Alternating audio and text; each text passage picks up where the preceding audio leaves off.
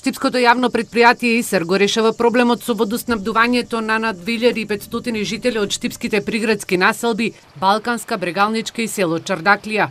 Изминативе децении населението се снабдуваше со вода за пиење од бунарите на поранешниот текстилен комбинат Македонка, чиј квалитет според нив е на ниво на техничка вода. Оваа вода носи голем зијан на нас.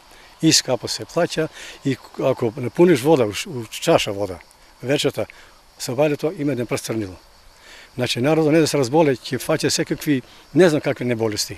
И затоа очекуваме поскоро време да на заеднички јазик да се приклучи водата и да имат овие три населби чиста вода да пијат: Чардаклија, Балканска и Брегалничка. Првиот човек на јавното предпријатие ИСАР вели дека веќе е поставена нова водоводна линија од пречистителната станица до коритото на река Брегалница, која треба да се премости со специјални цевки.